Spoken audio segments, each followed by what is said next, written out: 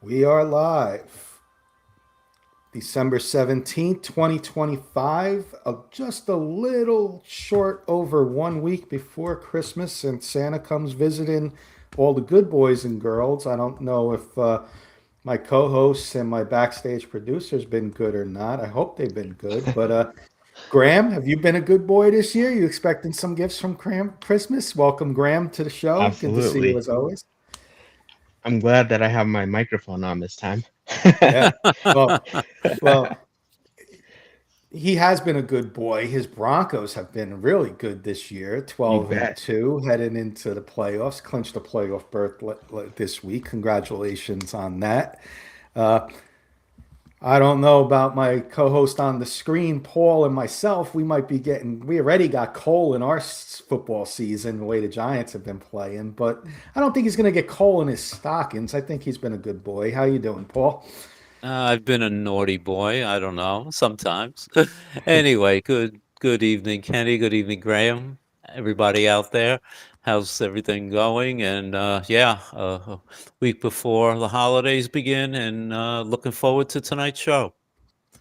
It's been a bad NFL season. We're in line for the number one pick. That means usually it's bad things, but I'm excited about the possible future, the direction that the Giants may go in. I'm excited about Saturday, Miami college football. We play in Texas A&M, and I'm excited about the team whose sweatshirt and hat I'm wearing, the New York Knicks. They won the NBA Cup yesterday, and yeah, you could say it's meaningless. It was, the final game doesn't count in the standings, but we did win the exhibition pregame the midseason tournament. So that has me excited about where this team can go heading into the second half of the season, All-Star break, and the NBA Finals. So excited about that. But tonight it's all about football. We got college football playoffs coming up, Kenny, fellas. Kenny, sorry to cut you off, but can I just mention the Knicks also? Yeah. Um, yeah, listen, congratulations. They won the NBA Cup. Um, you got to give a credit. Nice team victory. The second string players, Kolek and Mitchell Robinson and uh, Jordan Clarkson came off the bench and really supported the team. Um, Great, but for me, it's like almost a nice participation trophy. Everybody gets their medals. Let's go for bigger and better things at the end of the season, and let's go for the title because we And they haven't are. had one They're in 52 years. they're holding off on putting the banner up. So that's Yeah, telling me that they're in it for the big prize, and I'm excited. And I I know agree Kirk with that. is supposed to be hanging out with us for a few minutes when he gets a chance. He'll be excited. I'm sure he's going to mention the Knicks when he comes on with it for a few minutes. But Michael Ronquillo saying good evening, Kenny and Paul. Everybody's Hey, friend Michael. Michael. What's up, Michael Ronquillo? Broncos clinched the playoffs. Congratulations on that. Heading into Christmas, that's a nice little Christmas present for you. Uh, Little recap on college football. The playoffs are coming up, Paul. We're going to do this quick. We'll recap our Hmm. picks. We did our picks last week, but Friday night, Paul, we got a game. It's a good one. It's number 8 versus number 9, two SEC teams. Alabama versus Oklahoma. I don't. This is funny. I don't remember who I picked in this one, but I'm gonna go with Oklahoma. They've been the underdog all year, and they're home, and they're getting points in this one. And Alabama's coming in as a tiny favorite. Give me Oklahoma in this one. I'm taking Oklahoma. Listen, I have no love lost for Alabama, considering what's transpired the last week or two. So, Oklahoma beat Alabama once this year. I think they'll do it again at home, and I hope Alabama gets their asses kicked. There you go. And Alabama's going to be one of them crazy teams. They can be out this week, or because of their coach, he's been there before, they can make a run. I'm with you. I'm not a big Alabama fan. I'd like to see them out early. So let's see if we can get Oklahoma to win there. My Miami Hurricanes traveling to Texas A&M, and these are two teams that beat Notre Dame this year. They're facing off here. Uh, I think. A&M got little. When you talk about teams that got screwed, in my opinion, I think Texas A&M is one of those teams. They go all year in the SEC undefeated, and then they lose to a solid, and I mean a solid Texas team who just was on the outside looking in, ranked in the top 15, and they get dropped all the way to 7. Now they got to face the Miami Hurricanes instead of Tulane or James Madison. They haven't played since that loss. I could see the upset here. I'm going to go with the upset, and it's probably more of a little homer pick because I'm a Miami Hurricane fan, but I can definitely see the upset here, so I'm going to go with the Hurricanes here. Well, like you said, Texas A&M, they were ranked 3, 4, 5 basically the whole season, and then they lose to Texas, a tough team, and then they get dropped. Where have I heard that before? But that being said, they're at home. It's crazy place to play down in Texas A&M. Very difficult home field. Difficult for visitors coming into that home field for A&M. They have that 12th man, I think they call it, Yeah, and I'm going to pick Texas A&M. So I'm going against you, buddy, it's and not a problem. I'm going to pick A&M to beat you. It's fair because if A&M wins this game, I could see them being that sleeper team that gets all the way to the final because of that ranking, and they were there Hmm. all year, and they lose in Texas. Let's just add that to that loss. So gonna be Right. hard for Miami. I'm gonna beat a homer, but I respect your pick there with A&M. That could be a sneaky team. Tulane, Ole Miss story here. Tulane coach is now got hired to be the University of Florida coach. He will be coaching in this game. Lane Kiffin will not. Doesn't make a difference. I think Ole Miss takes care of Tulane here. Could be close in the first half, but Ole Miss will make the adjustments. I think Ole Miss pulls away with too much talent in this one, Paul. Yeah, I think same thing. It's a question of talent level, and I think Ole Miss clearly has been has been in the top 10 basically the whole season, if not the top 15. So the talent level is much greater for Ole Miss. So give me Ole Miss. I will. I think it's going to be at least a 2 touchdown game. Yeah. And then this is the one I don't like what the committee did, and it's the rules, and they'll fix this. I know they will, but you got two non-power five conference champions in the top 12. James Madison gets in, and they get to go to Oregon, 21-point underdog. What does that tell you? And James Madison's head coach will not be coaching this game because he got hired as the UCLA coach. Add that to the mix. Oregon easy over in the first half. This will be, a snooze fest. Turn it off and go watch a Christmas movie by 9 o'clock. Yeah. We all remember what happened when Cincinnati got into the playoffs a couple of years ago, 2, 3 years ago. And this is what's going to happen again. James Madison is going to be totally overwhelmed by, I won't say a great Oregon team, but clearly a totally team that outclasses a James Madison. So, like you said, it should be over quickly. This is the kind of game that is the reason there should be the 12 best teams in college football, not these two miscreants that snuck in because that was an agreement. And we'll talk about this a different day. But A different day. Oregon's going to win Yeah, easily. just to do a short, tiniest recap of all the two teams I think that Paul's alluding to is Notre Dame and BYU. Both get left out. And Notre Dame was a top 10 team all year. BYU lost the Big 12 championship.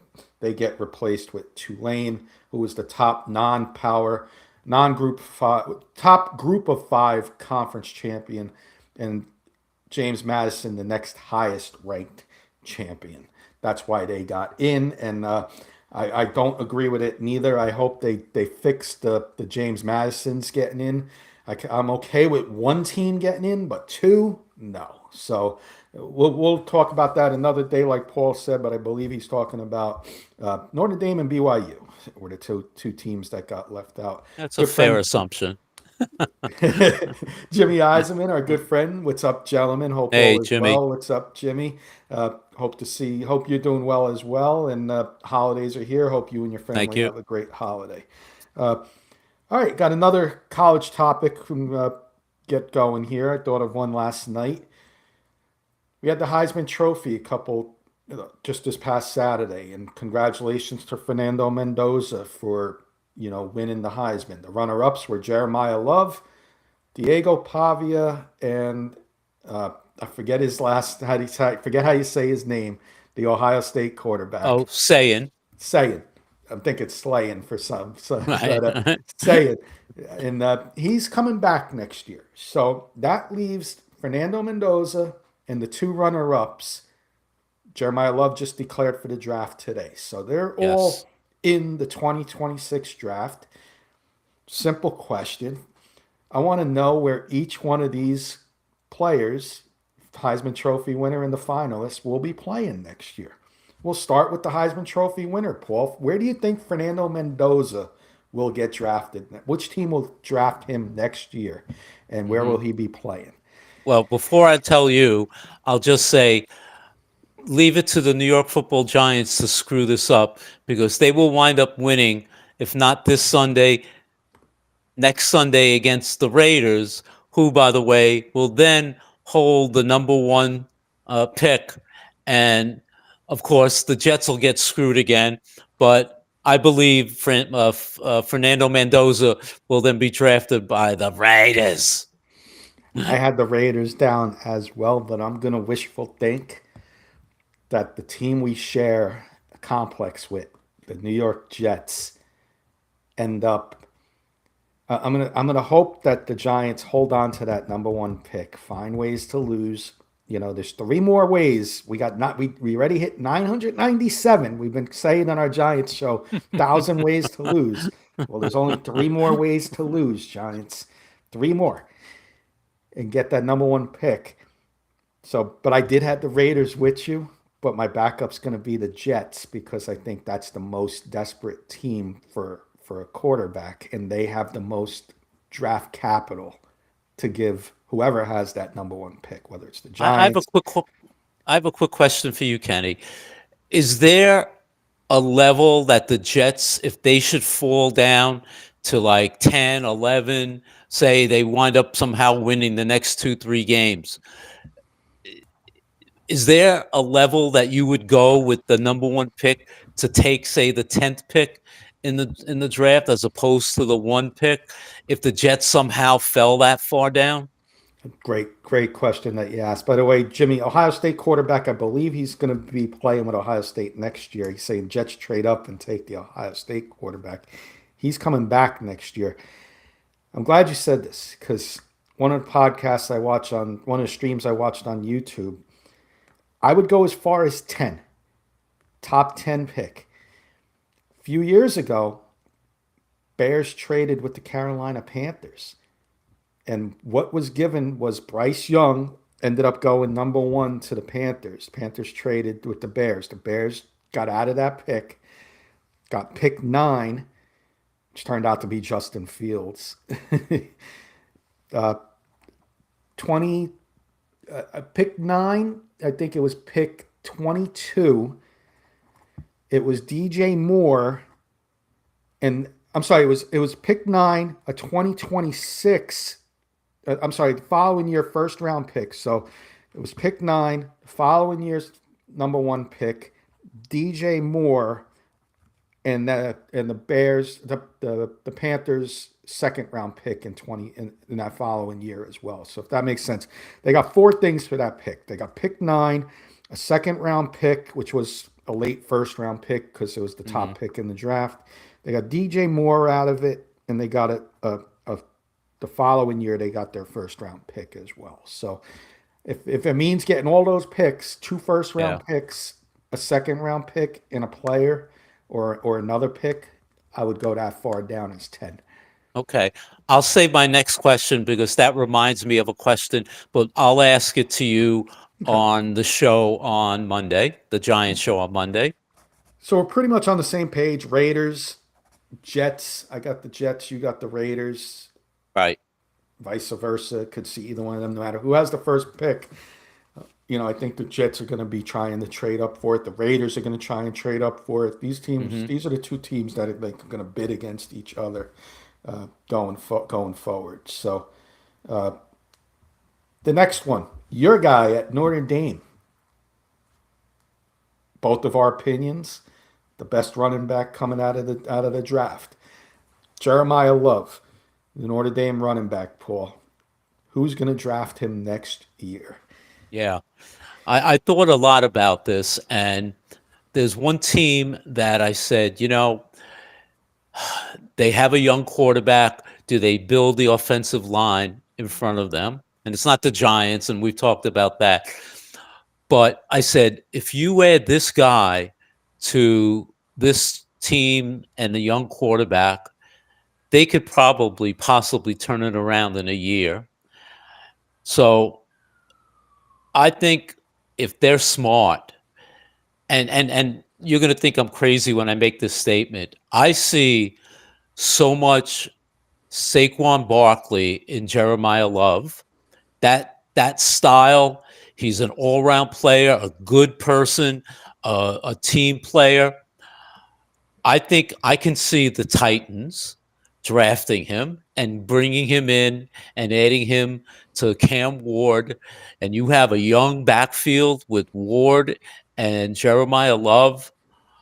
That South will be turned around by the kind of combination those two guys could work, especially with the year under his belt. So I'm going to say the Titans could pick Jeremiah Love. I like that. I like that. That's going to be early in the first round, so it's going to Yeah. be an early pick. If he gets by the Titans and he gets outside the top 10, I got a team that I think could trade up for him, and it's going to be kind of passing the torch off. The veteran's going to pass the torch off because he's getting up there in age. Still got it, but he's getting up there in age. Be surprised if the Baltimore Ravens try and get Jeremiah Love next year. Mm, Pair him up with Lamar Jackson, and Derrick Henry's getting up there in age, when running back age, so he's still got a year or two left in him. But nice. you don't want to run Derrick Henry 30 times a game. You split the carries. Jeremiah Love comes in, and then he gets the torch passed to him when Derrick Henry's ready to retire or move on from his Hmm. contract. So, and then the backup one I had for that one, Kansas City Chiefs, sneaky Yeah. too. Mahomes out now. They need running back. They ran the ball 11 times with Pacheco for 21 yards against the Chargers on Sunday. I saw that stat. They need running back. Jeremiah Love, watch out, Kansas City. I know Graham doesn't like to hear that, but maybe Kansas City there. The last one I got, Paul, Diego Pavia. He made some news. He apologized right away when he didn't Yeah. win, the Heisman. I don't know what he was expecting, but uh, he's projected to go somewhere in the third round, Paul. So that being said, not a first round talent. That being said, where do you think Diego Pavia gets drafted, being a third or maybe even a fourth round pick? So I thought about his skill set, and I looked at many of the teams and quarterbacks for uh, the types of teams that his skill set would fit in. And there's a number of young quarterbacks in the league, but sometimes their skill set wouldn't uh, be conducive to what he does. Then I thought about a team that actually you just mentioned. And what do the Ravens do a lot with Lamar Jackson? And I thought about it and I said, his skill set goes to an RPO, lends itself to running the ball when necessary or setting up plays. So I could see a team like the Ravens who really don't have a good backup quarterback or even a someone in line that Lamar being older, his health has come into play a few times. Maybe the Ravens could consider taking someone like him with his skill set. It's a good pick. I got two listed, and I went total different way. Well, once he runs, but he's hurt, and that's the Chiefs. You know, what did the Chiefs do at quarterback next year? Gardner Minshew, they going to roll with him for a few weeks till maybe Mahomes is ready to come back? Or maybe do they draft a quarterback in the middle rounds and maybe be Patrick Mahomes' backup, strictly his backup? And so I wouldn't be surprised there if the Chiefs, but another team I put down was the LA Rams. The LA Rams, Stafford's getting up there in age. They might want to try and, bring in a young guy and run a couple of series with him, kind of like what the Saints did with Taysom Hill. They would bring him in. But Diego Pavia, maybe the Rams. That's a tough one. Maybe the Chargers. Chargers could be a name too. To play behind Justin Herbert. I think where he gets drafted, they're going to consider him the backup quarterback. Not just not the future, but to be our backup quarterback if our star quarterback goes down. So I think that's where Diego Pavia would line up if it was up to me. One more college football real quick. I thought Kurt must be a little busy. Don't see him yet. So he wanted to mention Arch Manning. Paul, what are your thoughts on Arch Manning coming back to Texas? Is it good for him, or should he come out to be a pro this year? No, I think seeing the ups and downs that he had this year, at times he was not very good. At times he was very good. I think that next full year of college football will do him well. I think he needs it.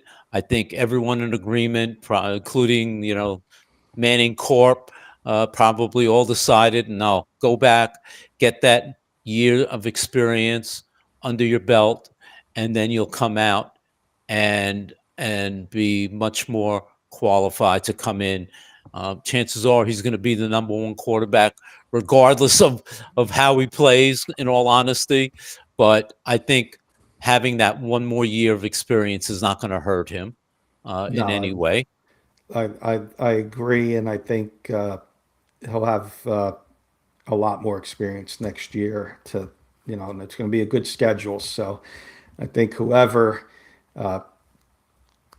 gets him in 2027 is going to be a very happy team for the future, for sure. Anything else college football, Paul? We'll roll right into NFL. I'm expecting our special guest soon, so Let's do it. We can roll right into college football. Okay. And let's do the divisions. These are the Okay. divisions right now. 3 weeks left. We're going to predict. No division is clinched yet, believe it or not. So we'll pick each division. I'll mark each of them, like who we picked, Okay. and we'll see in 3 weeks how many we got right. All right. Let's do the Want to do AFC first or NFC? Yeah, let's do AFC. I have them listed first. Good one right out of the gate. AFC East. Patriots 11-3, Bills 10-4. They just faced each other for the second time on Sunday, and the Bills got the best of them, down 21 in the second half. Come back, they win, but they're still a game back. The Bills do have the Browns, the Jets, and in between the Eagles on their schedule. I know that top of my head. And the Patriots have the Ravens and this week, and then the Jets and Dolphins, who Quinn Ewers is quarterbacking this week for the Dolphins. Yeah, so I talked saw about that. Texas a moment ago. Quinn Ewers Yeah. getting the start. Who wins this division? I'm going to go with the MVP, the current MVP. I think the Bills are still the best team in the division. Not to take anything away from the Patriots, but I'm gonna pick the Bills to still win this division. I said it. But worst thing that happened for the Patriots was having their bye. They were on such a momentum run and playing with so much top elite level of football that bye week hurt their momentum. And they did. They lost a second half that they were winning by 21 points. Curious how that's going to come back to get them this week against the Ravens. And the Bills, Browns, they're depleted. The Jets, we know what they are. And the Eagles haven't been barn burners neither. And they get the Eagles at home. I think the Bills are going to run the table. And I'm with you. I'm going to take those Bills. And you know what? It's going to be a dangerous team in the playoffs. Yeah. And I would not want to face Buffalo, especially if they got a home field advantage in the playoffs over playing on the road and as a wild card team. So I'm with you, Paul. I'm with you 100%. I think the Bills are going to take it. Another tough one, AFC North. AFC North has the Steelers currently at 8-6, traveling to Detroit this week. And the Ravens, who I just mentioned, hosting the Patriots, right behind them at 7-7. I'm picking the Ravens. I think, they're like a cat that gets boxed in the corner. They're going to come out clawing and scratching. They're at home against the Patriots. I think they're going to take it to the Patriots. They're going to win at home. And I know they have the Steelers in a couple of weeks. And I think it's going to come down to that last game. And the Ravens are going to wind up winning. And they've been there, done that. And quite honestly, I don't know which Aaron Rodgers is going to show up for the Steelers any week. So I'm relying more on the Ravens doing what Ravens do and winning the division. So give me the Ravens. By the way, our special guest is backstage. I'm going to bring him in a second after I make this pick, and we'll continue with our division winners with him. I'm going Steelers, and the only reason I'm going Steelers now with 3 weeks left, the Mike Tomlin effect. 2-1 puts you at 10-7, and gives you a win against. I'm giving them a win against the Ravens. I say the Ravens are going to lose one more game. That gives them 8 losses. Steelers, the way they've been playing, 2-1 in the final 3. I'm going to take my odds there. I'm going to go with Tomlin and the Steelers winning the division, and maybe a quick out in the playoffs, but I'm going to have them winning the division. Let's bring our guest in, Paul, and we'll continue with our topics here. We got Carson here. Look who's here. How you guys doing? Good to see you. What's going on, everyone? Up, Carson. Carson, welcome back from your vacation. You heard you got some sunburn over there. You do look as red as your shirt. You look good. Thanks. Yeah, I just got back from Riviera Maya in Mexico, and my final day there, I got a wicked sunburn. So it was not fun dealing with that the past few days. But hopefully you guys are all doing fantastic, and always a pleasure to see you guys. Yeah, glad you're with us tonight. Good to have you back, Carson. Pistons are off tonight. I said, let's see if Carson can hang out with us for a little bit tonight. Yeah. So we're wrapping up a football segment, Carson. We're just doing division winners. We think we're going 3 weeks left in the season. Who we think's going to win? So we'll continue. We'll do this quick. AFC South, Paul. Jaguars are 10-4. Texans are 9-5. Who wins this division? I'm going with the Texans. I know Trevor Lawrence probably had the best game of his career last week, but I'm going to rely on that Texans defense to really, really lock down the last 3 games of the year, and I think they're going to come up and wind up winning that division. Your thoughts, Carson? Yeah, I'm gonna go with Paul here. That defense is for real, and if I'm an AFC team, I do not want to see the Texans my first round matchup. They give offenses nightmares and problems. CJ Stroud's healthy again, like what D'Amico Ryans is doing. Like Paul said, Trevor Lawrence had the game of his life. Can he continue that success? Maybe, but I think the Texans get him. I'm with you guys. I think the Jaguars have to face the Broncos this week. The Texans have the Raiders and the Titans on their schedule. So let's just do the math there. And at that one, I'm going to say the Texans with you guys. The AFC West, it's not clinched yet because the Chargers already beat the Broncos. Paul, Broncos-Chargers. Broncos got the edge on the win column, but if it comes down to a tiebreaker, the Chargers get it. No, I think the Broncos are going to, without, in my mind, they're going to win the division. I don't think it's going to be a problem. I really don't. Agreeing, Carson? Yeah, I'm agreeing with Paul. They would have to lose at least their next 2 out of the 3 next games. It's hard for the Chargers to overcome that, even if they do end up tying. So I'm going to go with Denver as well. I will say it will get interesting if the Jaguars beat the Broncos this week, though, Mm-hmm. because it's a Bronco Charger matchup in Week 18. Mhm. Just saying. Yeah. I know I'm not saying that's going to happen, but let's keep an eye out on that.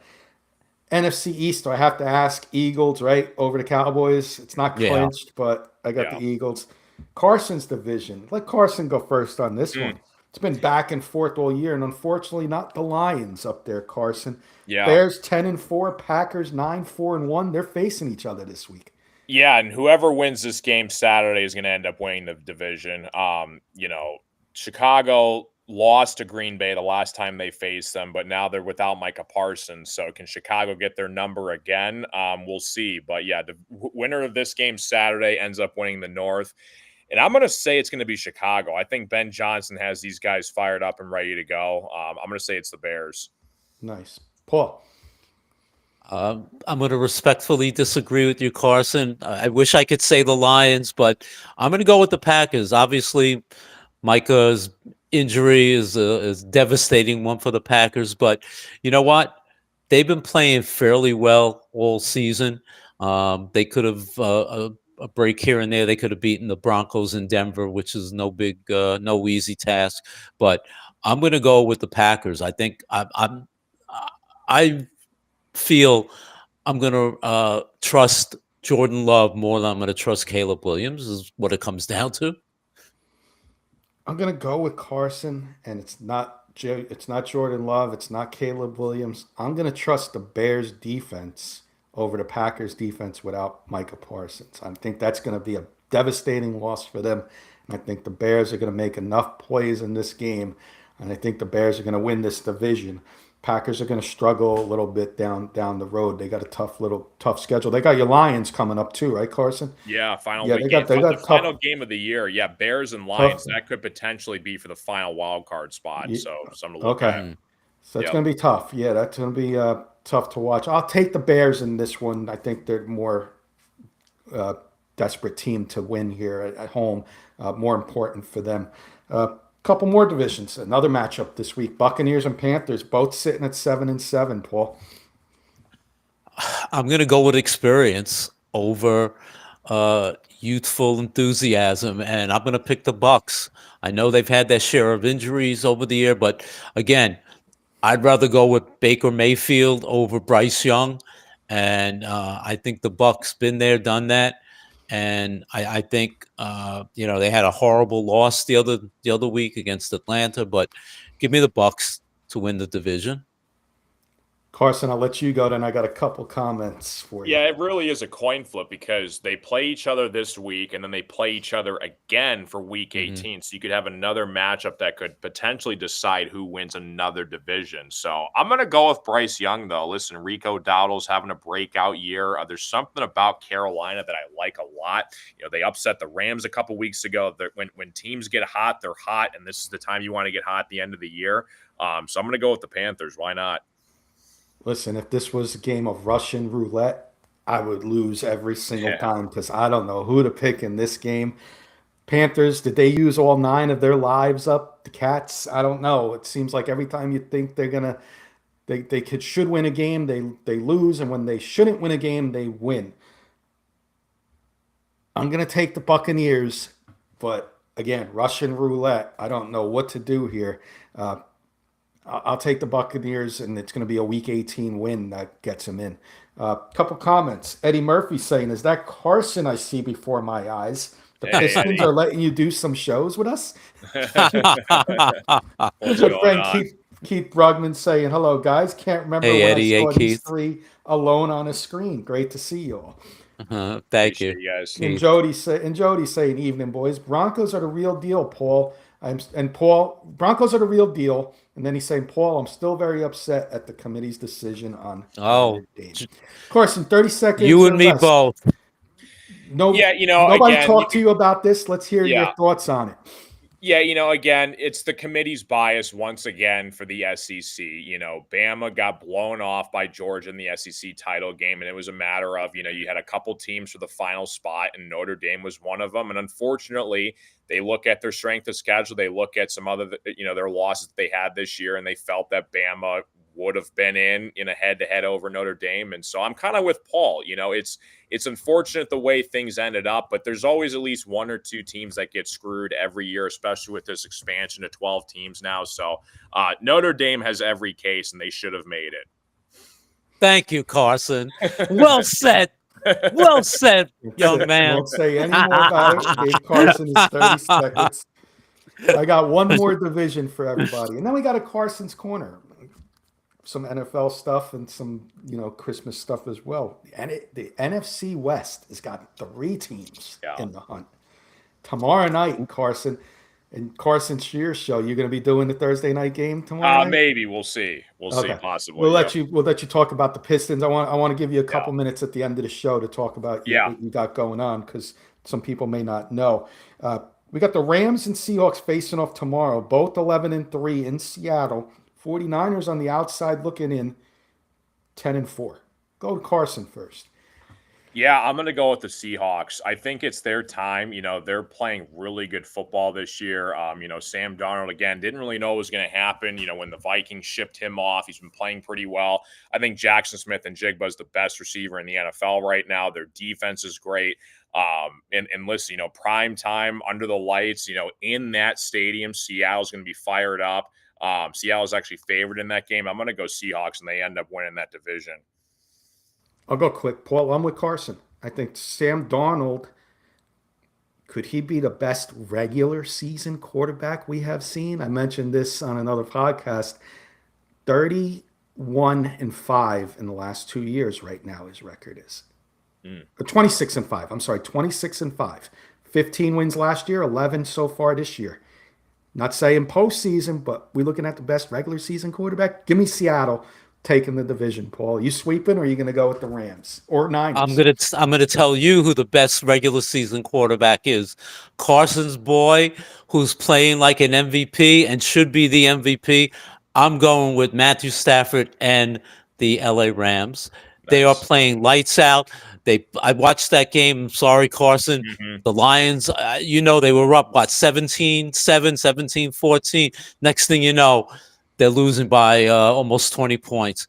Matthew Stafford is playing like an MVP. Crazy. The older he's gotten, the better he's gotten. Yeah. I know Devontae Adams injured his hamstring, so he may be out a while. But you know what? I think the Rams are playing as well as any team in the NFL. I'm going with the Rams to win the division. Nice. I'm going to give Carson one last division to pick, because Sharon's coming in, and Sharon's out there in Utah. Carson. Hey, Sharon. A Bills fan. Oh, yeah. Diehard fan. Known Sharon a very long time. Paul and I both picked the Bills to win the division over the Patriots. Are you going to go Patriots or Bills? I'm going Patriots. I know the Bills, they came back down 21-0 on the road. It was so impressive. I think they're going to get a wild card spot this year. I would not want to face the Bills in the playoffs. But just that, Mike Vrabel's just been doing such a great job with that coaching staff. They got the young guns like Travion Henderson. He's starting to ball out. Drake May, he's right there in the MVP conversation. I believe with, top 5 quarterback in the NFL right now. So I know there's something about New England this year. I know their schedule's been very favorable this year. We'll see what happens in Baltimore on Sunday Night Football, but I'm going to go Patriots. I think it's their division this year. That's fair. Hey, if they beat Baltimore, I think they definitely have it. But we'll see. Baltimore's going to be tough for sure this week. Eddie's saying crazy to see Darnold like that after what we've seen in New York, and he was bad in New York. But there was a little. 3 weeks left in the season. We'll see, how close these divisions are in a couple weeks. Maybe we'll reevaluate. But I'm going to pass it off to Carson, because he's on tonight, and we know it's time for Carson's Corner. He's got some couple NFL topics for us, and a little holiday cheer as well. Yeah, I missed this, guys, so I appreciate you guys having me on tonight. But in case you guys wonder where I've been, just kind of took a different direction. I've been doing a ton of Pistons play-by-play live streams on my YouTube channel. They've been doing pretty fun, pretty solid. And yeah, the Pistons actually play tomorrow night against the Mavericks. So we're trying to do as many Pistons games over there. They've been a blast. That's kind of what I've been doing for the last couple months. So yeah, Carson's Corner.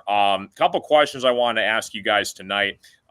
First time since 2011 where you're not going to have Peyton Manning, Brady, or Mahomes make an AFC title game. Is this good or bad for football? Do you kind of want the more proven guys make it, or do you like the fact that you're going to start to see some new faces in the AFC title game this year? Kenny? I like seeing new faces. I really, really do. And this has been the year of many, many surprises, good and bad. You look at the NFC, we talked about the Panthers. You know, we talked about the Seahawks and Sam Darnold, the Bears. We talk about the bad, of course, our Giants. I won't say that too loud, but your Lions, unfortunately, are on the outside looking in. And in the AFC, no Joe Burrow, and like you said, Mahomes, and these teams are struggling. But you got new faces now, so the young blood is ready to take over for the most part, and I absolutely love it. I want to see new teams in there and not the same old, same old. Paul, what are your thoughts on this? Where? I'm not going to see Taylor Swift in the playoffs. Thank God. Listen, I'm so ecstatic that some of these new teams with new quarterbacks are going to be in the playoffs. Like Kenny just said, you have, possibly the Caleb Williams, the Bryce Youngs, these guys that you never really see. Every year the playoffs change, usually 4, 5, 6 teams rotate from the previous year. So the idea that the Mannings, the Bradys, the Mahomes are not going to be in gives basically the country, because let's face it, a lot of people don't watch football unless you really die hard until the playoffs. So to see new teams, new quarterbacks, exciting opportunity to watch some of these new players come in and play.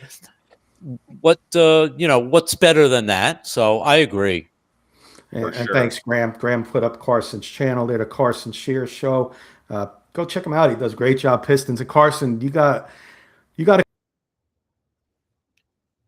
Look, we might have lost Kenny. Yeah. Yeah, thanks, guys. No, I appreciate it. Yeah, so career, my friend, when the Pistons play-by-play guy. Yeah. Oh, thanks. I appreciate it. Yeah, they're a lot of fun. Yeah, it's good practice, and yeah, we get fan bases from all over the NBA. So Pistons, Knicks, guys, let's make it happen. Eastern Conference Finals this year. Yeah, awesome. Yeah, you guys have been playing amazing. Bunch of ACL tears everywhere this year, guys. Micah Parsons, Mahomes, Tyreek Hill, your guys' boy Malik Neighbors, Zach Ertz, unfortunately, a couple weeks ago. Are these just kind of freak accidents? Do you think the medical staff has any accountability for this whatsoever, or are you more on the side of, listen, once the player steps out on the field, it's fair game. Anything happens, there's kind of an unfortunate, unlucky circumstance. Is anybody really to blame on the medical side of this, or is this kind of a fluke accident? Kenny? I think it's fluke, Carson, but a lot of these accidents happen on bad fields. And Micah Parsons, that was, on grass. That wasn't a bad field, but a lot of them are like on, a slip, and, it's unfortunate, but it's part of the game. And I don't think there's anything you can do medically for that kind of injury. If we were talking about concussions, you know how I feel, everybody should be wearing the bubble helmet who got a concussion, including quarterbacks. But ACL is nothing I don't think you really can do, in my opinion. Maybe Paul has an idea, or you have an idea, Carson, but I really don't have one. Paul, what's your thoughts on this? Yeah, you know what the most troubling aspect of those ACL injuries is? When nobody is hitting the player or is not tackling someone, and they just happen when they put their leg down and it gives out from under them. I think at this point these athletes are so amazing in the sense that they're much better than the athletes of 20, 30, 40 years ago. So you would think that at this point there'd be some medical expertise that they could provide, that these injuries could be avoided. And maybe they will continue to look at them as they've improved the helmets, as Kenny talked about, concussions. Maybe there will be braces of some sort that players will be able to wear that will prevent it, not wearing them subsequently to having these kind of injuries. So maybe, there's technology that they can come out with in the future to prevent these constant injuries year after year. For sure. No, you guys both make a good point. And like Paul was saying, it's the year 2025. You would think by now there'd be some treatment or some workout or some stretching exercises that they would have figured out by now to prevent these kind of injuries, even though a lot of them, like, Graham was saying in the chat, the worst word in sports is non-contact injury, where, there's no physical contact involved and you kind of give up yourself on your own. So, yeah, we'll see what happens moving forward with that. Carson, before you get one, let me get a couple of these I got for you. Patrick's saying aloha out there in Hawaii. Hey, Patrick. Patrick. And let me ask you one for Carson's Corner, coming from Sharon. She wants to know if we talked about Tua. He got benched. We didn't talk about that yet. What are your thoughts about Tua going forward? Is he done in Miami? Or is it just, sit him for the rest of the year, don't get him hurt, let's see what we got in Quinn Ewers for the future. Yeah, you had that interesting situation where they were on that little 4-game win streak going into Monday Night Football against the Steelers. They were still fighting for the playoffs, and then Steelers, blew their doors off. And maybe Mike McDaniel's like, all right, let's see what we got with, some of these other guys and give them a fair shot. But yeah, I mean, it could be possibly like, listen, like, Tyreek Hill, I think he posted on social media today, he had like the peace sign emoji. So whatever that means, I know he gives a lot of praise for his quarterback Tua. But I don't think it's anything serious to look at. I think it's more of like, listen, Tua's been banged up a lot in the past. Let's not further risk an injury by us being eliminated from the playoffs already. Yeah. If I could put 2 cents in, Kenny, on that. 2 things about Tua. Number one, his contract is absolutely horrendous. It's like Russell Wilson-like. So to try and trade him or even take the hit, it's a tremendous cap hit. And the second thing about maybe trading for Tua is his injury prone, his concussions. I mean, we see, over the last 4 or 5 weeks with Jackson Dart, and we forget that he's had so many concussions also Tua. So anybody even trying or thinking of trading for him, has to play in the back of someone's mind that another hit could possibly end his career. So that's a tough situation for Tua and the Dolphins in terms of if they're looking to separate or trying to trade him. Yeah. All right, Carson, back to you. I want to get that. Thanks for that question. Yeah. Yeah, kind of a fun little question I threw on here, guys. It is the holiday season. I want to go around and ask each of you guys, what is your favorite holiday tradition that you guys do, in your family, or something different that most people don't do? Want to kind of give you guys' thoughts on this in the holiday season. So Nice. Every Christmas Eve, me and my family, we all gather at my grandparents' house, and my grandma, she makes this lasagna. She makes it once a year. It's awesome. It's always on Christmas Eve, and I'm looking forward to that next week. So that's my favorite tradition. Do you got a favorite tradition, Kenny? Yeah, we used to in the past. Now I mostly, living here in Maryland at the hospital. It's always, working with the work family, or, for Christmas, give those nurses and staff that have bigger families the option to be with their loved ones. So, but in the past, we used to go to a place that's no longer in business. I wish Kurt was here, because I'd love to know if he used to go with his family. A place called Fountains of Wayne. And it was basically a place in Wayne. Sharon might notice, because she used to live in New Jersey. It was a huge place that used to sell like water fountains and pool accessories but high level stuff. And Christmas time, they used to make it one big Christmas, pretty much decorations and displays inside. So you would have your religious settings, and you would have displays rather. You would have your cartoon displays, you would have your Santa Claus displays, and it was all like moving characters, and it was like you were in a world of your own, and you'd spend like 2 hours of walking in there, and it was all free. And we do that every year, and they had so many displays in there that people used to create throughout the year, and bring them there for Christmas, and you get to walk and enjoy the scenery. And I used to remember that as a little kid all the way to my teenage years with my parents. Awesome. Paul, do you got any favorite holiday traditions? Yeah, it's funny. I was thinking, and Kenny, you may remember this. Remember that movie, March of the Wooden Soldiers? They used to always play that on Christmas Eve or Christmas Day, and used to always watch that year after year.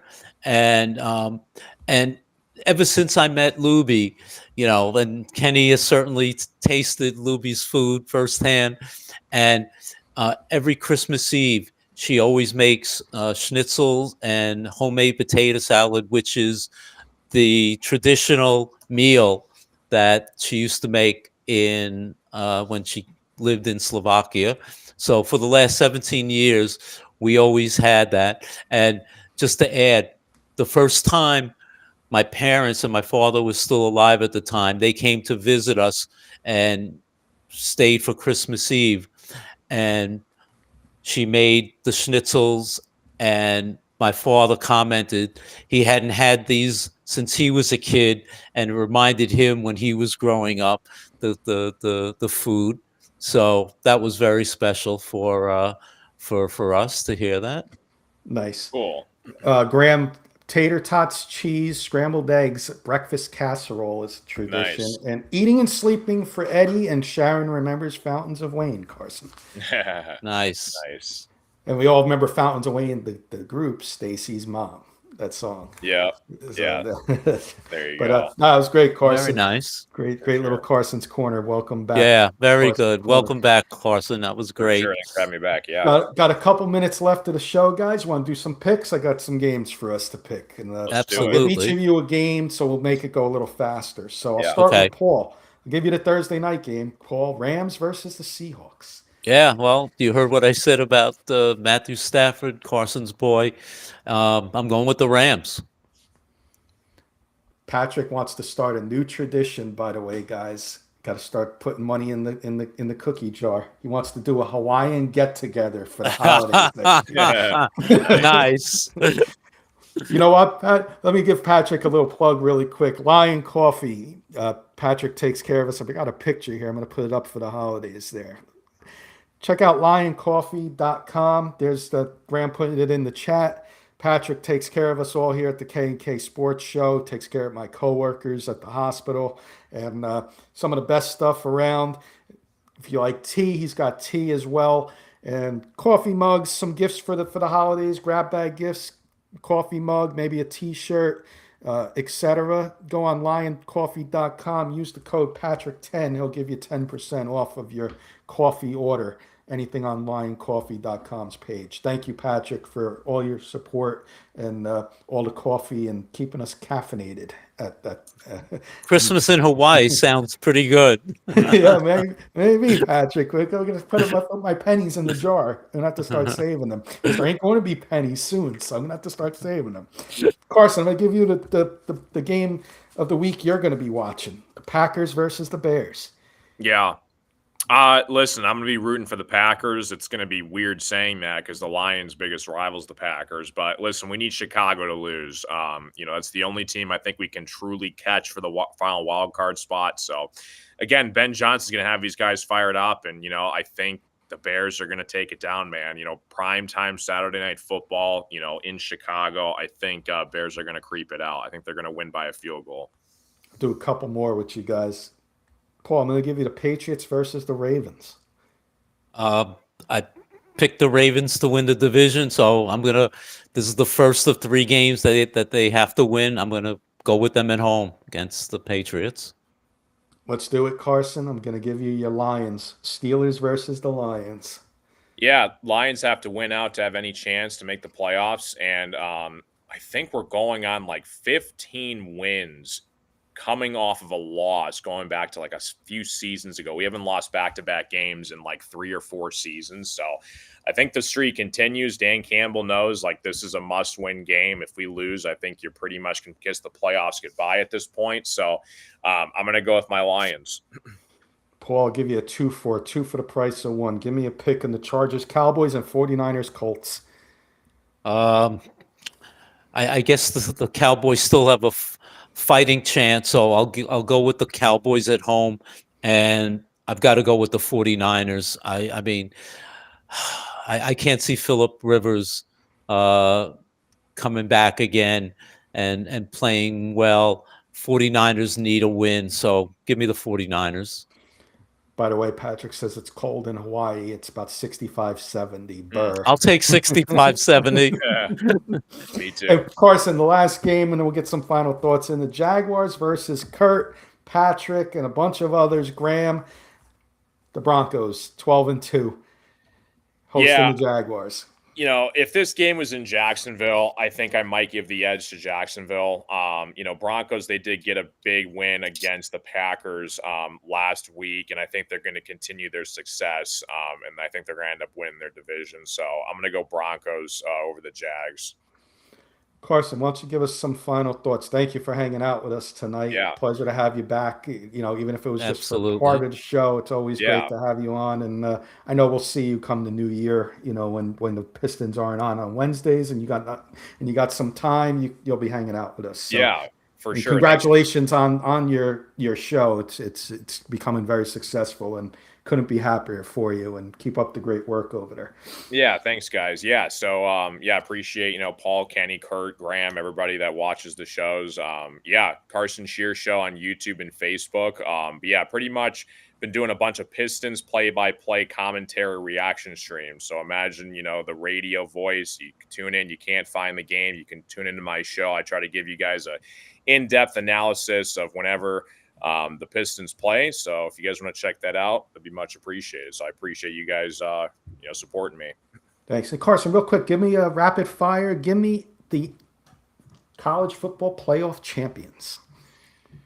I'm gonna go with the Buckeyes. I just think they're too good this year. I hope that Cignetti can get it for Indiana. Shout out to Mendoza. Cignetti's done an unbelievable job this year. I think the Ohio State Buckeyes are gonna repeat.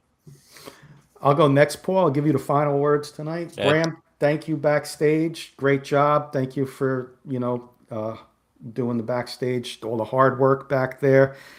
Kurt, apologize for messing up the time. It was me this week. Kurt and I have been messing up on times lately, and hope all's going well over there. Kurt, sorry you couldn't have you on tonight. Thanks to the chat. Everybody from Patrick and Sharon and Michael Ronquillo at the beginning, Eddie Murphy, and everybody in between that I've missed, Jimmy Eisenman and a few others, Jody and Keith, etc. Thank you guys for hanging out with us. It's going to be Miami hopefully gets through this week. The Knicks won the cup, and once again, 997 ways the Giants have lost this year, Carson. Paul and I need 3 more. We need 1,000 ways to lose, and we got the #1 pick next year. So there you go. Let's go. Something to watch for the Giants the next 3 weeks. But Paul, you get the final words, my friend. Thank you, Kenny. First and foremost, Carson, pleasure to have you back, man. Congratulations on your show, on the play-by-play. You are the man. You are doing it, and great to see you and great to have you back. I'm glad you had a great vacation. Appreciate it, Paul. Thank you, Kenny. Thank you, Graham. Oh, and one last thing. Merry Christmas to you and your family, and Happy New Year. For sure, you too, you guys. Thank you, Kenny. Thank you, Graham. Fantastic, always hanging out with you guys. And as I always say, week after week, it's all you guys that tune us in, comments, questions. We can't do this without you guys. So it's always a pleasure. We have fun up here, but you provide the fun for us. Have a good night, everybody.